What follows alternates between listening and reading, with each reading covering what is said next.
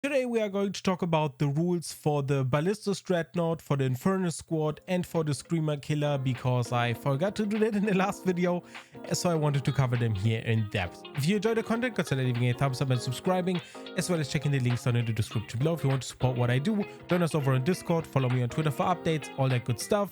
And yeah, my name is Senpai, and this is Empire of Wargames.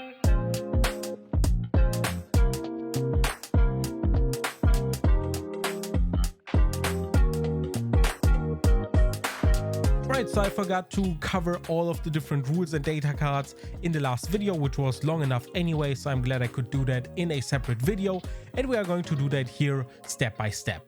And what we are going to look at first is the Ballistus Dreadnought. This one is available in the Leviathan box, which I covered in the last video, so if you want to check all of that out, it is going to be on the channel.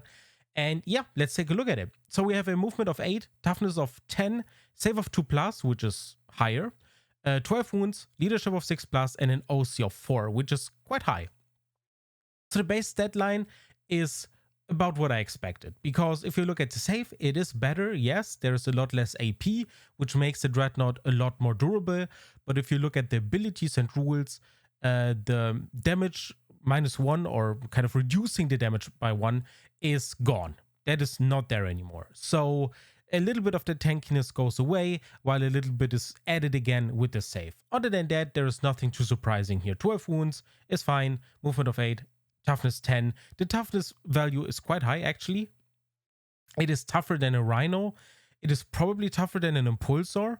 So that is quite impressive, actually. So, I'm not sure whether all the other Redemptor variants or Dreadnought variants that are primary sized are going to have toughness 10, but I would highly expect that to be the case. So toughness 10 is definitely not bad. When we look at the weapons, we have the Ballistus missile launcher as a frag and crack variant. Both of them are 48 inches, 2d6, ballistic skill 3+ across the board, and the frag variant has 2d6 attacks, strength 5, AP 0, damage 1, which is a great little weapon to clear squads of weaker stuff, ideally with an armor save of 4 or less. Otherwise, AP 0 is going to hit a little bit less, but also my feeling for AP is kind of off, because we've been working with such high AP numbers that AP 0 always seems kind of bad to me, and I need to rearrange my kind of evaluation when it comes to AP 0. Then we have the crack variant, which is just 2 shots at strength 10, AP -2, damage 6. So it would hurt itself or wound itself on a 4+, which is decent, but we've already seen that there are plenty of vehicles with toughness 11 and 12, so we'll have to wait and see how effective it is. Then we have the last cannon, and this one is 2 attacks, ballistic skill 3, strength 12, AP -3, damage d6 +1. Damage d6 +1 is kind of an elegant way to go about this weapon. I would have wished that it would have had an additional special rule that would up the damage by 1 again if you're at half range, but it is what it is. I think damage d6 +1 is decent. The AP and the strength are high. It's just what you need this edition. And wounding a Dreadnought and medium vehicles on 4s or 3s is decent. The problem with the Ballistus last cannon is that it is not twin-linked. A lot of the weapons that we've seen on previous datasheets that you would think are twin-linked, like the Stormbolters, for example, on this damn model, are twin-linked. But the Ballistus last cannon, which is obviously 2 last cannons, and it has 2 shots, is not twin-linked. So there is no uniformity in the rules, and that kind of sucks. It's a minor downer. It's nothing huge, and I'm probably being nitpicky, but having some kind of uniformity, something that you look at and you immediately see that is twin linked, would have been great. That's not the case here. At least we are getting 2 shots that hit pretty hard, so that's great. And when it comes to the melee weapon, as you can see, that thing has no arms or melee weapons, so you're going to stomp things at 5 attacks, weapon skill 3, strength 7, AP 0, damage 1. This thing is not good at melee, and you should do your damnness to keep it from getting into melee. That is all you need to know about this model. Then it has Deadly Demise, it explodes, D3 mortal wounds, Oath of Moment, the basic Space Marine rule. Then it has Ballistus Strike. Each time this model makes a ranged attack that targets a unit that is not below half strength, you can reroll the hit. That adds a lot of reliability that makes the Ballistic Skill 3 Plus suddenly really good, and you can buff that even further depending on how vehicles are going to interact with character models or with army-wide rules. Army-wide rules are probably going to affect your vehicles, but I'm not sure how vehicles are going to interact with with just character models, because can you just attach a tech marine to a squad of 3 of these? Is that possible? I'm not sure actually. So getting that reliability for free is a heck of a lot of a help, and you're probably always going to try and target anything that is above half strength simply because of that reliability buff. It's a lot of value, and it adds a lot of deadliness to that single unit with all of its attacks. And then it has damage 1 to 4 wounds remaining. That is the new kind of scale they are setting for vehicles, which is kind of elegant in my opinion. While this model has 1 to 4 wounds remaining, each time this model makes an attack, subtract 1 from the hit roll. This is very elegant, as I said. You're just removing 1 from the ballistic skill, and that is that. Super simple. They can set the wound scaling however they want. There is no table. They don't need 3 degrading stats anymore. It doesn't need to be all the same. It can be 2 lines of text. This kind of rule, I really like it. The way they went about this, very simplistic, very good. Now, the thing that a lot of people pointed out, and I agree with that, why is the long-range Dreadnought, the Dreadnought that is specifically the Dreadnought that is for ranged attacks, that is specifically made to shoot things, why doesn't it have a top-mounted weapon? Why isn't it decked out with a ton of secondary weapons? Why is the melee Dreadnought equipped with an autogun on the top, and the regular Redemptor Dreadnought has rocket launchers on top, and this one doesn't? A lot of people are speculating that the separate variant is going to have something on top, which I think I agree with, but this one should have had that as well. And also, how are they going to do the data cards? Are they going to keep them separate? Is the other separate variant that is going to be more posable and so on, have more bits, is that one going to get updated then once the codex arrives? That is probably what's going to happen, to be completely honest. The new codex is going to arrive. They are going to release these models separately, and then you're going to probably have a top-mounted weapon to the model that is probably going to require it from the very start, but I'm not sure. I don't like that it is not in the Leviathan box as it is, so that is another downside about the model. But all in all, the rules look super simple, super easy to understand. The keywords all make sense, and the weapons also kind of make sense. The last cannon is kind of just a downside for me personally. I wish it was more uniform. I wish it was nicer designed, where you look at the weapon and you immediately understand it's twin linked like it was back in 4th edition. So yeah, that is my take on the Ballistus Dreadnought. It is cool. It has a place in the Space Marine roster. It is a specialized Dreadnought. We have 3 different Dreadnoughts now, and it is a cool model, but they could have done better. Next up, we are talking about the Infernus Squad. This one is fairly simplistic. It has a movement of 6, toughness of 4, save of 3+, 2 wounds, a leadership of 6, and an OC of 1. An OC of 1 tells us that this one is not going to be your typical objective holder unit, but rather a supportive type unit or more of an elite squad. It has a bolt pistol, so if they ever get into melee, they're still going to be able to shoot. They have a Pyroblaster, which ignores cover and has the torrent rule, and has a range of 12, d6 attacks, a ballistic skill of not available because you don't need to hit, a strength of 5, AP 0, damage 1, while the bolt pistol is basically a regular bolt pistol as you'd expect.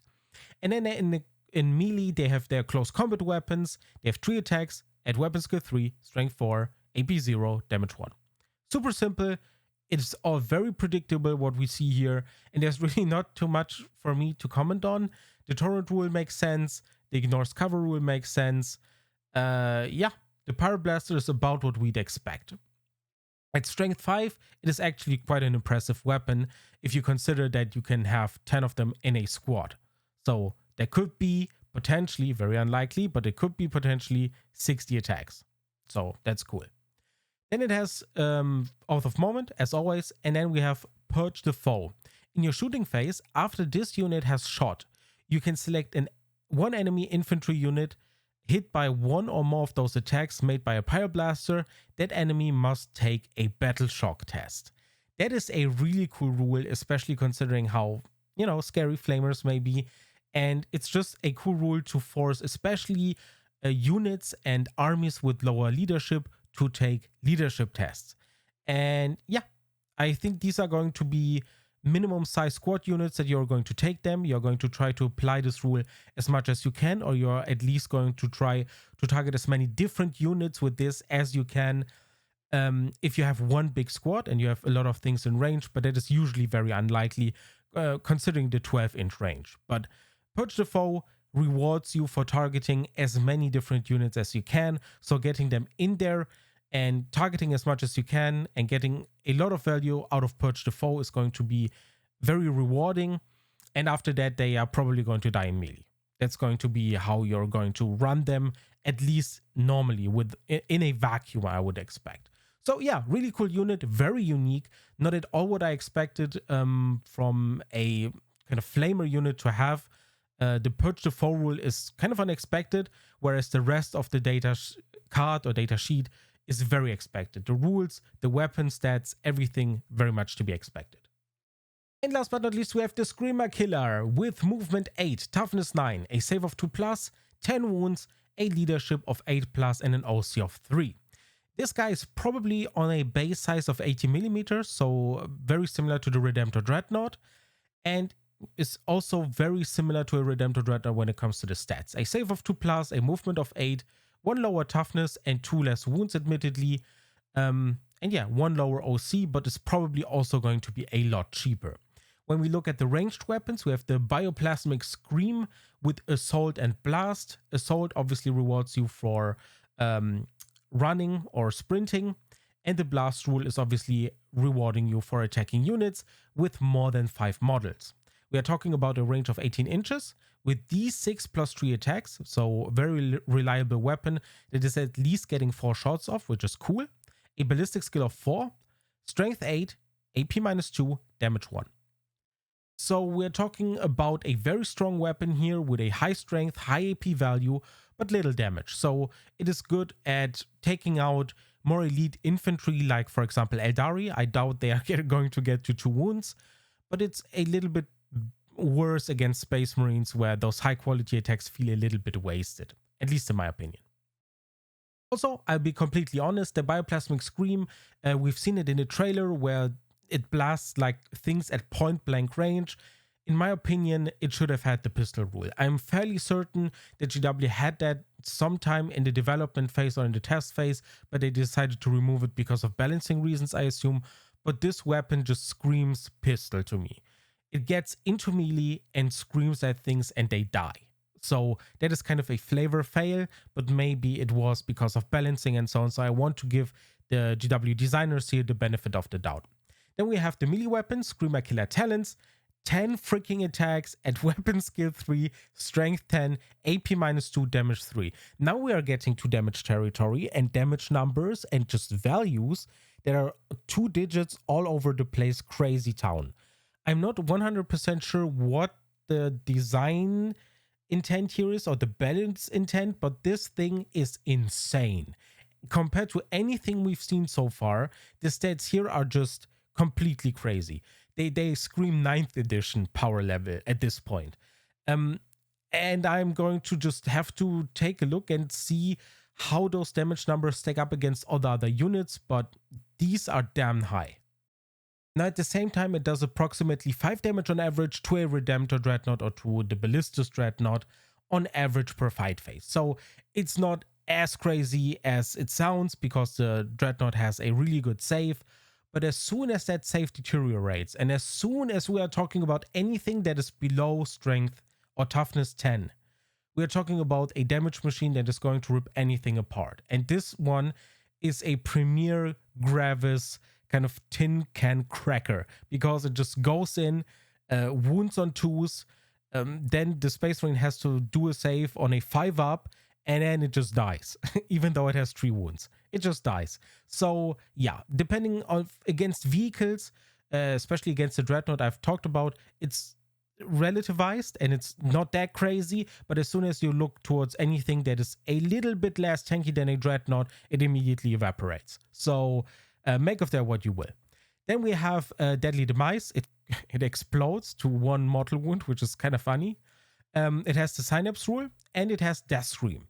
In your shooting phase, after this model has shot, select 1 unit hit by 1 or more of these attacks. That unit must make a battle shock test, subtracting 1 from that test. This is something I was a little bit scared about. The battle shock test, as I said with the flamers, really cool rule, makes a lot of sense. The thing is scary, it screams very loud, and you tend to get scared from that. Subtracting 1 from that test is an incredible modifier. If you are sitting at a leadership of 7 and you modify it 1 up, you are losing a ton of percentage points when it comes to kind of the average of what you need to roll and the likelihood of you succeeding. Just 1 single modifier to a 2d6 roll is massive, and I don't like seeing that. I'll be completely honest with you. Some armies are not going to have that problem. Space Marines are sitting on a 6+. When you then move to a 7+, it still sucks really bad, but it's not as bad. But if you're sitting on a leadership that is, 8, and then you're moving to 9, the percentage you're detracting or subtracting is a little bit lower than during the middle parts, because obviously it's a bell curve. 2d6 rolling those percentages is a bell curve, and thus the further you move towards the middle, so 6, 7, and 8, those percentages are massive if you move them around, even just by 1. And if you move the leadership from 8 to 9, the percentages are lower, but it's even more difficult to roll that number at that point. So I'm not sure how much I like kind of abilities that subtract leadership, because 2d6 are not a good kind of system to subtract things on such important roles as leadership, with what we've seen so far and on what it all impacts on missions and gambits, and your unit is basically OC0 and all that stuff. So yeah, that's just my personal opinion for now. I've not played the game or anything. It's just kind of my first kind of gut reaction.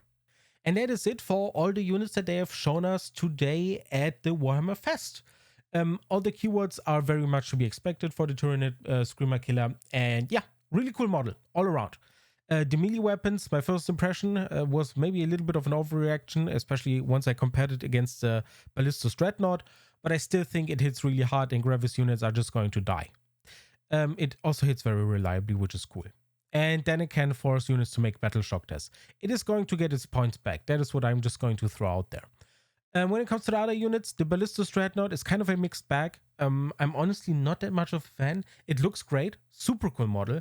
It's very reminiscent of the old Dreadnoughts, but the rules are kind of not that cool. And I'm not talking about power level here. I'm just talking about flavor and readability and just having everything being somewhat uniform. It just fails at all of that. But the way it has kind of ruled out its damage or wounds remaining, the Ballistus Strike, and how the entire unit works is very cohesive. So yeah, it's a mixed bag. I would give it a 5 out of 10 if I had to rate it. And last but not least, we have the Infernus Squad, which is very much to be expected, very predictable when it comes to the weapons, the rules, and so on. But Purge the Foe adds a little bit of a sprinkle of that flavor of flaming weapons are indeed a very scary thing, and you don't want to get flamered, and it does that beautifully. So I think the Infernus Squad, even though it is so minimalistic, it does its job very well. If you have any opinions on these squads, on any of the rules, or if I've missed anything, please let me know in the comments below. As always, it is hard to just cover everything and not miss anything because there's so much to think about. But yeah, if you can think of anything or if you notice anything, please drop it down in the comments below. Other than that, I hope this was insightful and I hope to see you in the next video. Thank you so much for watching. Take care.